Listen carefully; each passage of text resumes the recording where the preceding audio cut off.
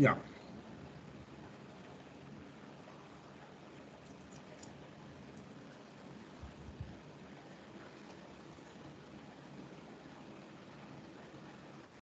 Yeah. So yesterday we were doing question on over absorption and under absorption. Fine. So like yesterday what we have discussed, Faisal, about the absorption of overheads.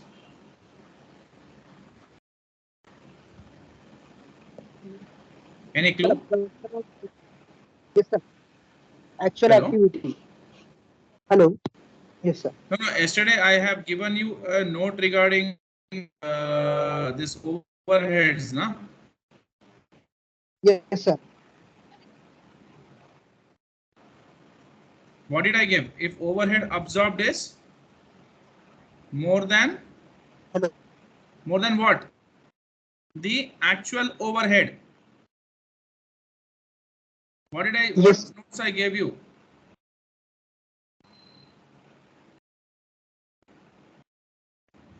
Yesterday I gave you notes now. What did I give the notes yesterday? Don't you remember? I said if overhead absorbed is what? Is more than actual overhead. Did I say this? If overhead absorbed, okay, is more than actual overhead, there is over absorption.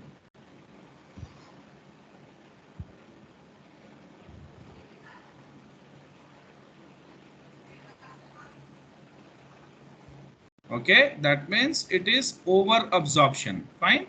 And if overhead absorbed is less than actual overhead, it is called under absorption. That means if absorbed overhead is more, it is over absorption. Simple. If absorbed overhead is less, it is under absorption. Okay. Okay. And yesterday we discussed about one question. Like we want to find out the predetermined absorption rate. It is budgeted like overheads divided by budgeted activity level. So it is $5. And then we discussed about over absorbed. So we will take the predetermined overhead rate into actual activity level to find out the overhead absorbed. It is how much, Faisal? Just calculate. 120. Yes. 1,20,000. Yes. 120,000 is your overhead absorbed. Okay. Yes. Yes. And what is your actual overhead? 117,000. So it is over absorption, right? Over absorption by how much? $3,000. That is the difference between these two. Fine. Just make a note of this fast. We'll move forward. If it is done, I'll move forward. I think we okay. It was stuck now. Please do this.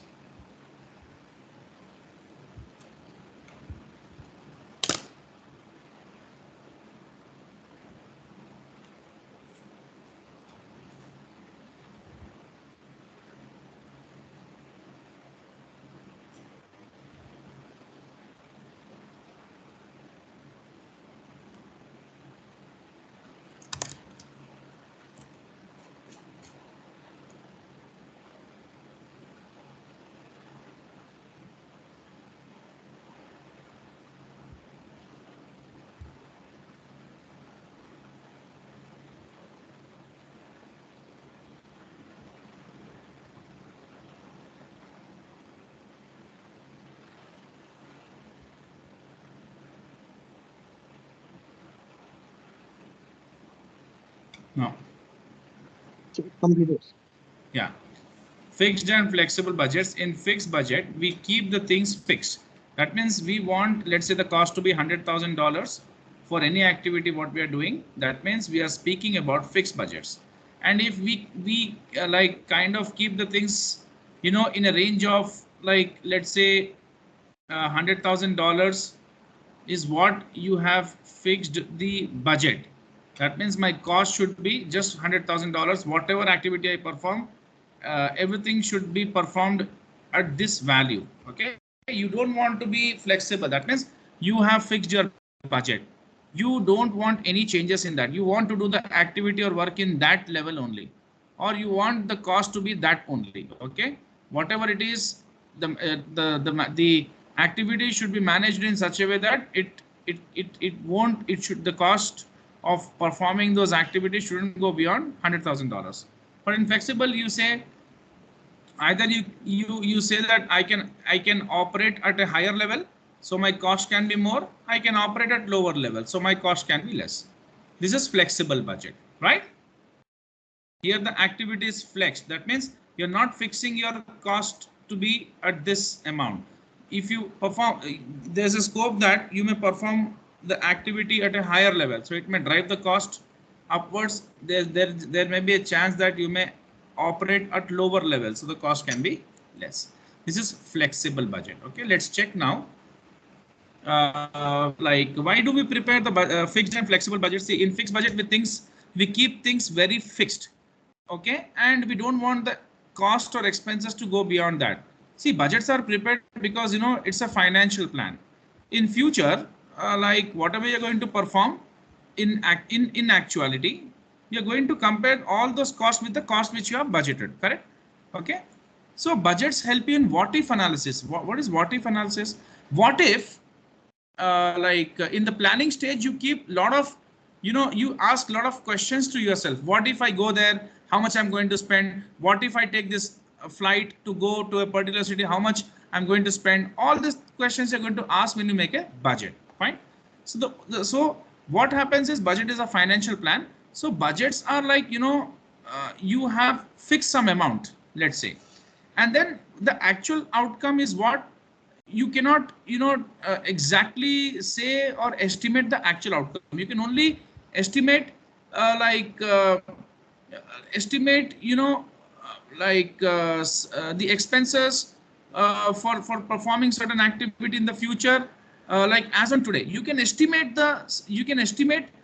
and as per your estimations you can make the standard cost, but you cannot estimate what is going to happen in actuality. That you should understand. Okay, so if you make standards today, or if you prepare the budgets today, you can compare those budgeted figures with the actual figures, and you can do the variance analysis. That means you can check how much like what you have budgeted or you have estimated, or the standards whatever you have made, and in actuality what is the outcome, and then you can see whether the outcome is like, you know, beneficiary for you or not. Okay, for that reason we will try to understand a particular question here.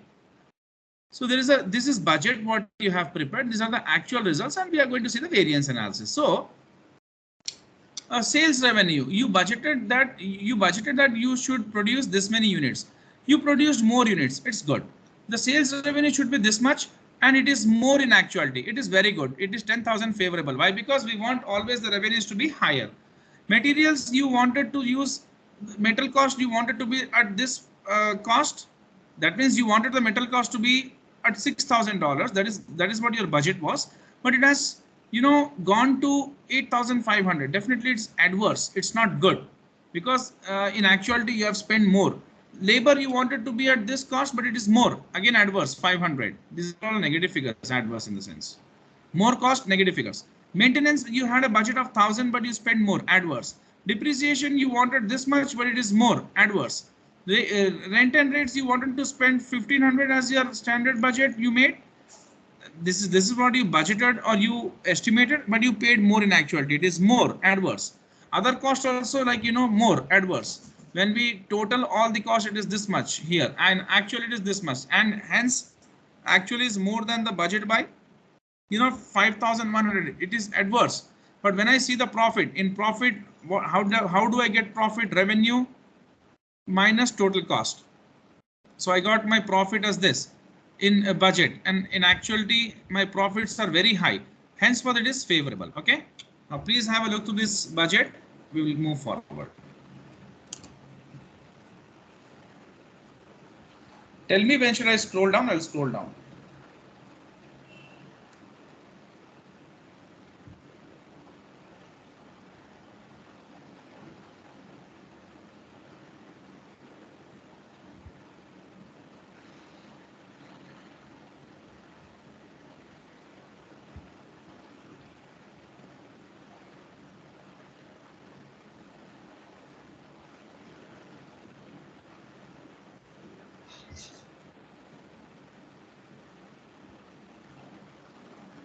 Done, sir. You want to say this, Faisal? Done? Hello? Yes.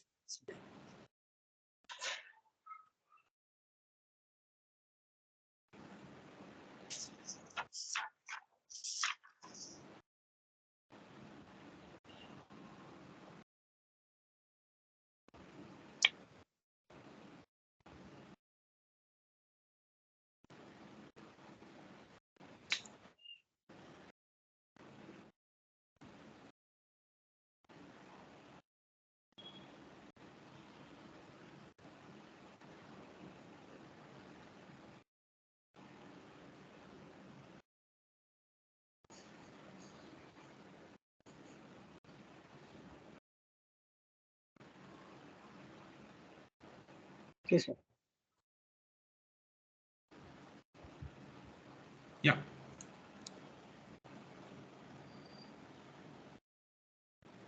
See what happens. Comparison of a fixed budget with actual results for different level of activity if is of little use for control purposes, because if you have fixed a budget and actual results also, you should compare when those two activities are matching. Okay, therefore in this example the variances are meaningless for the purpose of control. But why? See what has happened, the two activity levels are different. You have made a budget of 2000 units and in actuality you made 3000 units. Of course your profits are going to be very high. So what they say is it is meaningless. Why? Because the activity levels are differing. Correct or wrong? See, if you made a budget for 2000 units and actual results also are according to 2000 units, it makes sense. Right or wrong? Yes, sir. But the activity levels are very high here. Of course, this would the results here will be profitable. That's what they're saying. Comparison of a fixed budget with actual results for a different level of activities of little use for control purpose. Therefore, in this example, the variances are meaningless for the purpose of control. Now, costs were higher than budget because the volume of output was also higher. That's what they are saying. They are saying that you made a budget for 2000 units and in actuality you made 3000 units and the costs were according to 3000 units. Henceforth, definitely what you can expect, the variable cost will be very high in this case. Why? Because if at all the direct material here what you budgeted was 2 rupees and here also if I keep 2 rupees, what will happen? It will be 4000 as per this the direct material cost and it will be 6000 as per this the direct material cost. Why? Because the activity level is more. Correct? So variable cost will increase Yes. if the activity levels are high. So that's what they are saying. So they are saying there's no information to show whether control action is needed for any aspect of cost or revenue. It was just a variance analysis what we did. So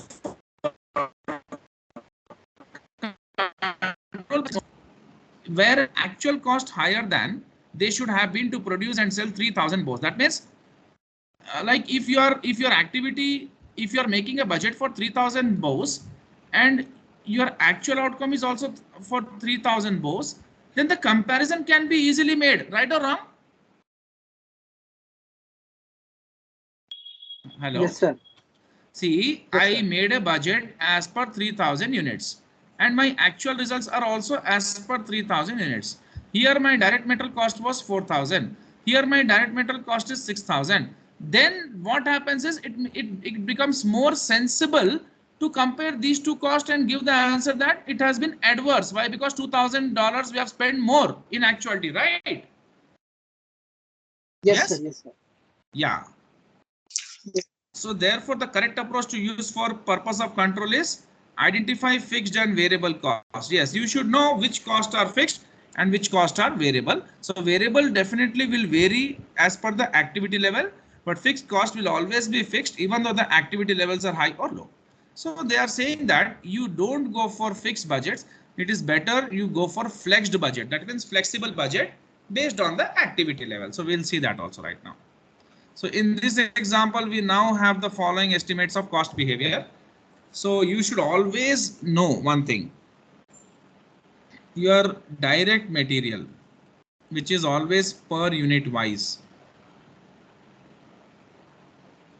Your direct labor, which is always per unit wise. Your maintenance cost. Let's say here they have given per unit wise maybe. If it is per unit wise, all these are variable of variable nature. If it is per unit wise, okay, not total amount. Please understand. So what happens? Why? Because your direct material will be per unit wise. Okay. Let's say for making 1 unit, if direct material is of $5, if you make 10 units, the direct material will be $50. Right or wrong? So it is varying or not? Yes. And you should know that certain expenses like rent and rates and depreciation are fixed cost. That means even though you make 10 units or 20 units or 50 units or 100 or 1 lakh, your rent and depreciation are going to be same. Other costs consist of fixed cost of $1,500 plus a variable cost of $1 per unit made and sold. This is called semi-variable kind of cost. That means there will be a combination of fixed and variable. So this will be called as semi-variable cost. What is that? Hello? Semi-variable. What did I say? Semi-variable. If at all a Yes. cost has two combinations of a cost has, therefore let's say a cost has a combination of fixed and variable. That means the cost is, fixed nature and variable nature. For example, I take telephone. So when land phones were, in lot of usage, they used to give the land phone at some fixed cost. That is, if even though you talk to someone or you don't talk to someone, you have to pay 300 rupees per month. Okay, that was fixed. And they used to give you some free call time as well. 100 calls were free, let's say. Even though you make 100 calls or you don't make 100 calls, even you are using the phone or not using the phone, if you have taken the facility, you have to pay 300 rupees. Plus, for after 300, that means after you have taken the advantage or availed the services of 100 calls, now extra every call will be charged 2 rupees wise. That means if you make 100 calls, $200 you have to pay, or 20 rupees. Fine. So this is, example of semi-variable cost. This is of fixed nature. This is of variable nature. Fine. Now, so cost type flex budget. Now we are going to discuss about flex budget. Variable cost allowances. Example, material cost allowance. So how you have to do this is original budgets. So let's say variable cost allowances. So we will write it in this way for 2000 units. Okay, we'll see what they have given.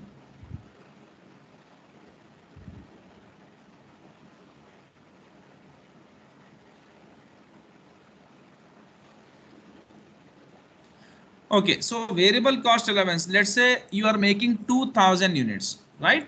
And here per unit you are using 2 rupees. Fine, fine. Now original budgets into 3 by 2. From where did they get 3000 units and 2000 units? Okay, I will tell you. I'm explaining you an easy way to find out this one. Variable cost allowances.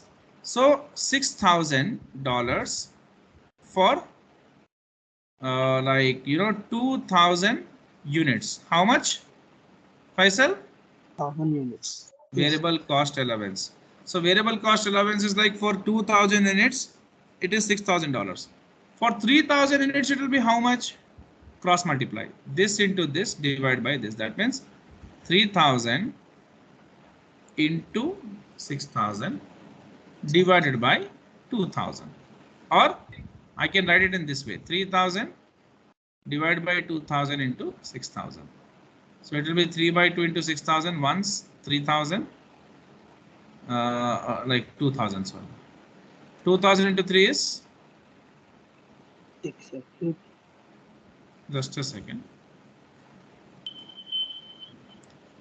this into this divided by this, it was like 3 by 2 into 6000.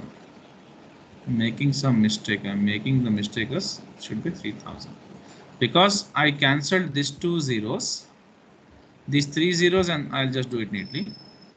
3000 by 2000 to 6000. Three zeros cancel. 1 2s are 3 2s are 3 3s are 9. $9,000, right? So for 2000 units, if it is $6,000, for 3000 units, it will be $9,000. That is what we have found out. Like, because we are making a flex budget right now. That means 2000 units is what we wanted to make the units, or we wanted to produce 2000 units. Let's say if we prepare 3000 units, then what? That is what we are checking here. That is what we are checking here. Are you understanding? Yes, sir. Previously we were making 2000 units. Let's say if we make 3000 units, then how much variable cost allowance we are going to incur? For 2000 units, the variable cost allowance was 6000. For 3000, it's going to be 9000. Just we calculated right now, right? Yes, sir.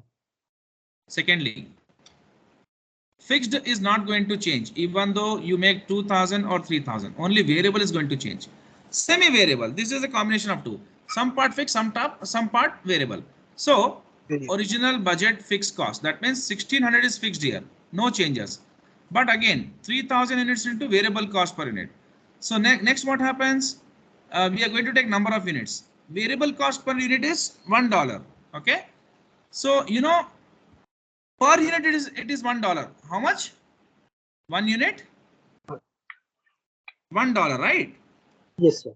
For 3000 units, it will be how many dollars? 3000. That's what. So it is 4600. Okay.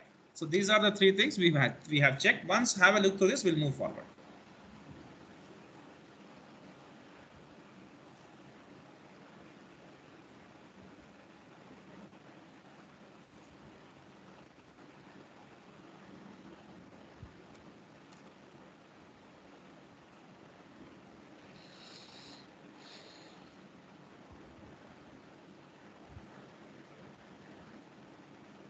Sir, can you scroll down, sir?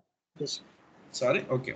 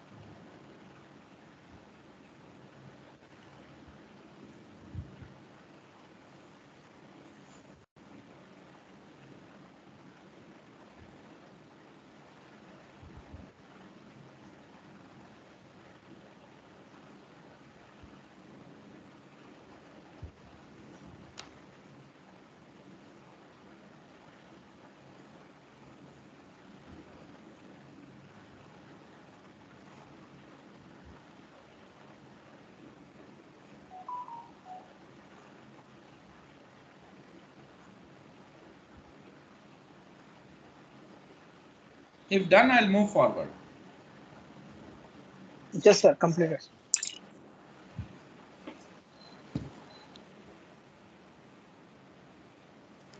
So the control analysis should therefore be based on flexed budget. Let's see. So fixed budget, flexed budget, actual results. So now what we are seeing here. See, we fixed that we will make 2000 units, but in flex budget we are flexible that we can make 3,000 units as well. Let's say we can make more units or less units. So we are considering more units. And actual results are also 3,000 units. That means in fixed budget, you wanted to make only 2,000, nothing more than that, nothing less than that. Here, you're keeping it flexible. It can be more than 2,000 or less than. So here, let's say more than we are making. Actual results are also like 3,000. So comparison between these two can be done or not? Tell me yes or no. It makes sense, right? Yes, sir. Yeah, it really makes sense. So variances, okay, budget variance, it's going to be between actual results and flexed budget, because flexed budget is also a flexible budget what we have made. Okay, so now direct material as per the flexible budget should be 9,000, but in actuality you have spent only 8,500. It is favorable or not? Yes. Yes, sir. Labor you wanted 6,000, but you spent only 4,500. Good, favorable. Maintenance, you have budgeted 1,500, you spend 1,400. Very good, 100 less.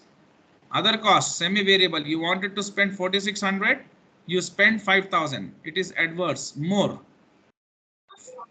Fixed cost like depreciation, you wanted 2,000, it's more, adverse, bad. Rent and rates, you want 1,500, you paid 1,600, bad, adverse. Total cost is this, it is more, like you budgeted and less as per the actual payments what you made, favorable. And profit here was less, here was more, favorable. That's it. Okay.